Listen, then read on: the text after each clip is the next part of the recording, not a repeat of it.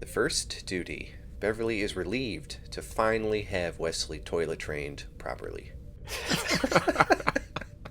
The Enterprise is heading to Earth so Picard can deliver a commencement address at Starfleet Academy. And part of the celebration involves Wesley's flight team performing a flashy demonstration. The demonstration is going to take place near Saturn. If the other cadets aren't even going to see it in person, what the hell difference does it make who's doing it or when? They could just watch some videos on their phones. Picard, Riker, and Troy are reminiscing about their own times at the Academy when the superintendent, Admiral Brand, wants to talk to Picard personally. Brand informs Picard about an accident involving Wesley. His flight team was practicing their maneuver when there was a collision, and Wesley managed to transport out, but one kid on their team died. When they get to Earth, Brand gives the parents and Picard a rundown on what happened. And she says they were able to recover one flight recorder, but they haven't gotten all the data yet. The kid who died, Josh, his dad is there, and he's played by Ed Lauder, who I recognized from X-Files and Cujo. They say the commencement will go on, and even though it's completely unnecessary, Picard offers to help out in the investigation. Picard and Beverly go to see Wesley, who says he doesn't want to talk about the incident, and they're interrupted by the flight commander, Nick Locarno, and I just started calling him Carnosaur for the rest of this episode. Okay. Who makes a comment about people dying while looking directly at Picard, because they've probably all heard stories about all the deaths on the Enterprise under his command. I just never lost anyone under my command before. Wesley says they need to talk in private, where Carnosaur says everything will be okay at the inquiry as long as they stick together. Picard is walking on the grounds when he encounters the groundskeeper, Boothby, who's pissed that a kid is sitting in a flower bed. But that kid was really wedged in there. It looked very uncomfortable. I don't know why he chose to sit in that exact spot. Yeah, that was weird because I thought it was going to turn out that that was part of the mystery, was he was burying evidence or something.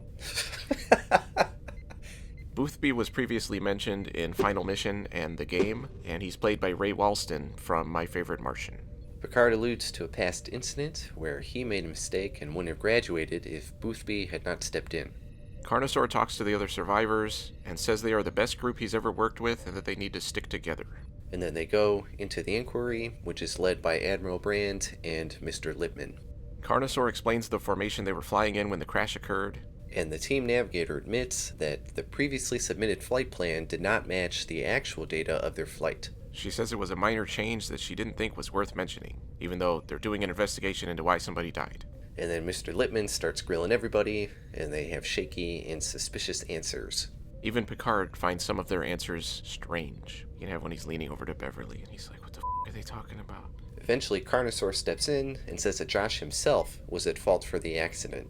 He says Josh's nervousness caused the crash, but he didn't want to say that to insult his memory. Brand says they're almost done retrieving the flight data from the ship, so they postpone the inquiry until the next day. On the Enterprise, Picard asks Geordi to review the evidence as a favor to Wesley, and even Geordi says that he can't really add much to the Academy's investigation. At the Academy, the flight team is upset because the accident wasn't actually Josh's fault, but Carnosaur gaslights and manipulates them into continuing the lie. He tries to guilt Wesley into going along with them, and the others say he doesn't have to lie, just not give out additional information. Josh's dad talks to Wesley later. And they talk about Josh, and he eventually ends up apologizing for his son. And my next note is, man, Wesley must feel like a real piece of shit right now.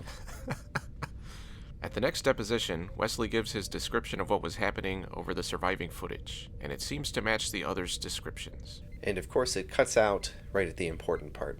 They repeatedly ask if the ships were always in a diamond formation, and Wesley repeatedly says yes. But then Mr. Lipman reveals that there was another camera out in space that picked up their ships, and they are not in the diamond formation. Showing that Wesley never quite learned his shapes. And when asked for explanation, Wesley says he has none. I mean, he could have said it was a lens flare, or, space gas, or whatever. Could have said it was Nagilum. Later, Beverly mentions that Geordi is reconstructing the ship data, which freaks Wesley the hell out. And she's pretty deep in denial, but it was a little too much. I agree. Picard talks to Boothby about the flight team, and Boothby says the other cadets almost look up to them as gods. And the others on the team would follow Carnosaur right off a cliff. And that comment was not suggestive at all. Geordi and Data report to Picard and say they can't find any explanation for how the ships got into the formation in the image. It seemed pretty obvious that they flew. The only unusual thing they found was Wesley opened a coolant valve during the maneuver, which wouldn't normally be done, and would actually ignite the plasma. Ignite the plasma. That's exactly what they were trying to do. Picard calls Wesley into his ready room and talks about a maneuver involving 5 ships igniting plasma. It's very dangerous, it was banned 100 years ago, and Picard lays out what he thinks happened, that it was all for Carnosaur's personal benefit, to finish his academy career in a blaze of glory. He asks if that's how the other cadet died, and asks Wesley if his conclusion is correct, but Wesley refuses to answer. And then Picard really lays into him. For being a little bitch. The first duty of every Starfleet officer is to the truth, whether it's scientific truth, or historical truth, or personal truth. Later, Wesley calls Carnosaur and lets him know that they're busted, but Carnosaur says because there's no evidence, Picard just has a theory. And if they keep denying everything, they will be okay. Wesley says he's going to tell the truth, and Carnosaur tries to guilt trip him and tells him he should resign in order to save the rest of them instead. At the next hearing, Brand tells them she finds their description of the events suspicious, but has no proof that they are lying, and she says she'll have to close the investigation. They each get a slap on the wrist, and their flight privileges revoked, but then Wesley interrupts to tell Brand what really happened. When Brand asks Carnosaur if he has anything to say, he says he doesn't need this dumb Star Trek show, and decides to shift over to Voyager. Later, Picard tells Wesley that Carnosaur was expelled, and Wesley says that they all should have been expelled, but Picard says that Carnosaur told them that he used his influence to convince them to go along with his plan. Wesley has also been held back a year, and will have to live with his guilt. The first duty, overall. This episode had a good internal conflict, and didn't involve a bunch of fake science mumbo-jumbo. The events made sense as they played out. The mystery behind what Wesley was hiding made sense and wasn't dragged out in a stupid way, and I really liked how the episode ended, with everyone paying for their mistakes, and Wesley learning a lesson that the Enterprise crew could stand to learn. My 2 problems with the episode were that A, the characters were not very interesting. Again, I'm pretty indifferent toward Wesley and the other characters didn't have much to them. And B, the ominous statements the side characters kept making to Wesley and Picard were pretty heavy-handed and completely unnecessary. The story would have stood on its own better without that, and they could have used that extra time to flesh out the squadron a bit more.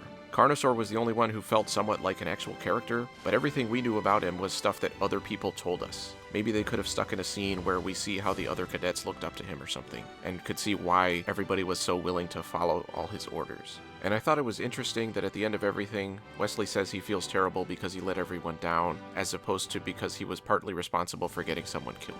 I gave it a B-. I gave it a B. This was an interesting choice of an episode. We've had a couple of court dramas before, like A Matter of Perspective and Devil's Due, but this one felt more realistic, and like the outcome actually mattered.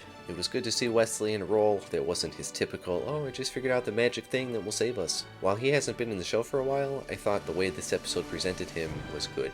I liked that a bunch of the scenes were actually outside and not on a set. I liked how Picard laid into Wesley for being a bitch. Patrick Stewart can really turn on those acting chops when he wants to, but he probably didn't have to do much acting because he didn't like Will Wheaton. Is that true? I assume you're just saying that. I'm just making that up.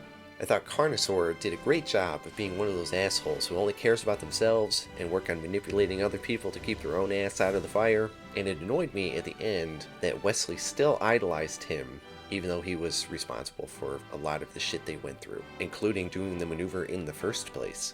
I kind of wanted one of the other cadets to step up and admit the team's wrongdoing. While it would have come out of left field, it wouldn't have been totally unrealistic, and it would have given Wesley even more to have to deal with, that he wasn't the one to stand up for the truth. He would have piggybacked on them and said, yeah, but he wouldn't have been the one to take the initiative. Yeah, I guess that could have been interesting. But whatever. I'm not a writer on Star Trek.